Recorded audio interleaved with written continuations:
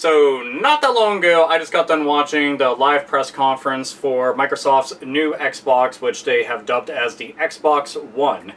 Now, a lot of people's fears of the system being always online, not playing used games, and things of that nature were obviously the things at the forefront of our mind, pretty much making us determine whether or not the system was going to be a hell yeah or a hell no. Well, some of those fears unfortunately came to light and came to fruition. You see, if you want to play used games, you'll have to go and pay a fee.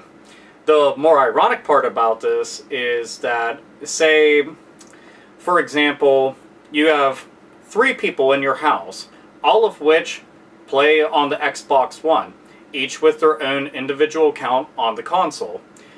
If you have one game, say you get the new Forza Motorsport 5, which they went and showcased, say you get that, and all 3 people want to go and play that game. Well, for the other 2 people with their own accounts on the system to go and play that, you gotta pay a fee. They would have to pay extra, despite the fact that the game's in the house with you. It's kind of fucked up when you think about it. Also, the always online thing, while it's not mandatory for the system to consistently always 24/7 be online, there are games that have to make you be connected at all costs. There are tons of features that you need to be connected at all times, and when you first get a game, you have to be connected online so that you can go and register that particular game to your account and through the online cloud with Microsoft. So guess what? You actually do have to be online no matter what if you're just getting a brand new game. Now, this may seem like kind of shitty because it's like, well, that really fucking sucks, but at least you don't have to be online 24/7. That's about the only shining ray of fucking hope that I'm going to be able to go and offer you as, well, don't worry, it's okay.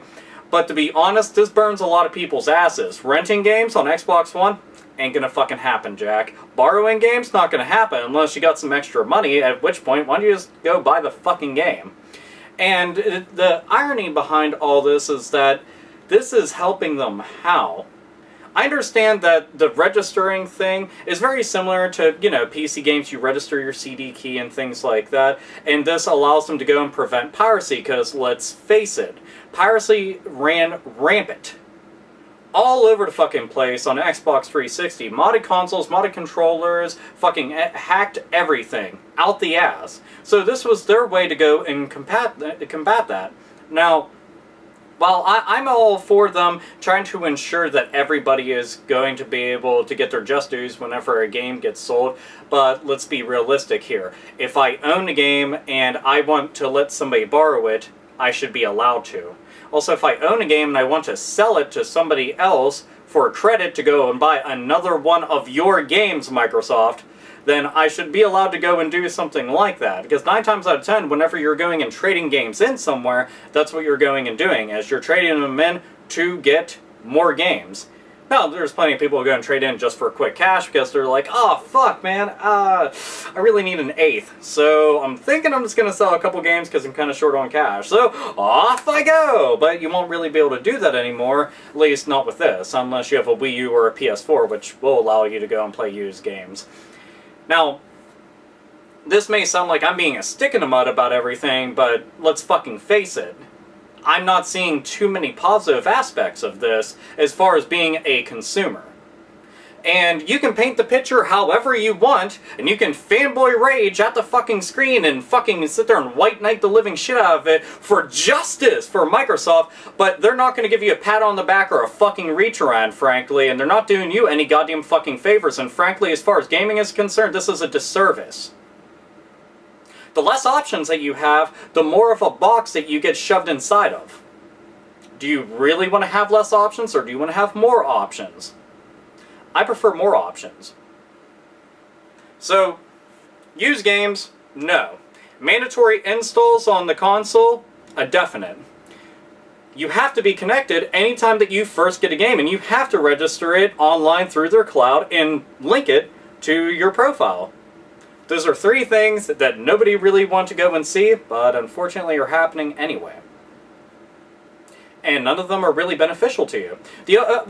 No, let me correct myself. There is actually one nice benefit.